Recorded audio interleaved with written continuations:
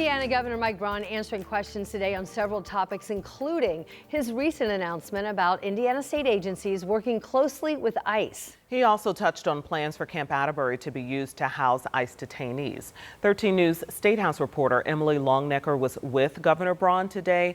And Emily, what updates do we have?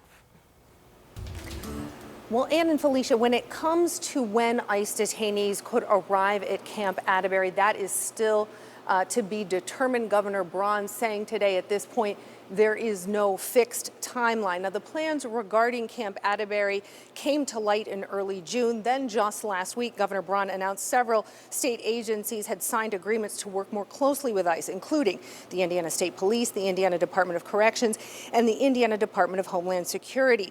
These agencies would essentially have some federal immigration enforcement powers. Here's a practical example of how that could play out according to ICE. At DUI checkpoints, designated Indiana state troopers could flag someone and share that information with ICE. Then supervisors with ICE would take it from there. State troopers could also be part of an ICE-led task force. When it comes to the Department of Corrections, 600 ICE detainees are currently being held in state facilities. That's according to the Indiana DOC.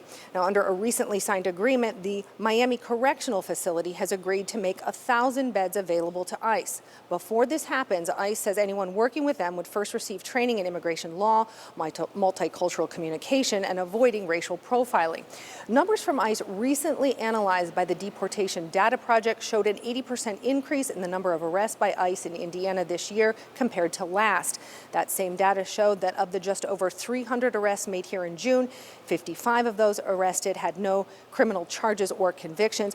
Several immigrants' rights organizations have started a petition against using Camp Atterbury for ICE detainees. According to these organizers, the petition already has thousands of signatures from at least 40 counties across Indiana. Those who organized the petition say there's been an increased targeting of both documented and undocumented Hoosiers here, and here is the governor's response to that assertion.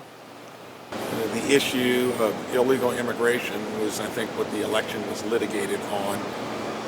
When it comes to our state, we're going to cooperate when it comes to what I've said before. As we're housing detainees that have broken the law after they entered illegally, we're going to cooperate with the federal government. And when it comes to any of the other issues on due process and so forth, we want to make sure we're doing that the right way as well.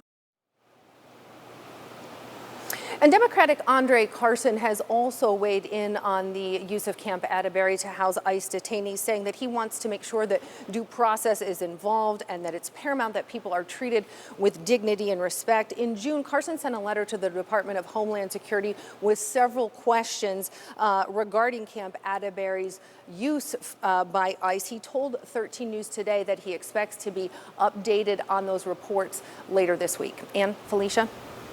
All right, Emily Longnecker reporting from the State House. Thank you. And we're seeing new video tonight of a Purdue University student released after 5 days in ICE custody. This is South Korean native Yeon Soo-go in New York. She was arrested in Manhattan last week after leaving what her lawyers called a routine visa hearing. The 21-year-old student was then taken to an ICE detention facility in Louisiana. Go's lawyers say she received a religious workers dependent visa, which was then converted to a student visa. Homeland Security has claimed that she overstayed her visa, but her lawyers say the visa does not expire until December. Homeland Security has not said why they released her.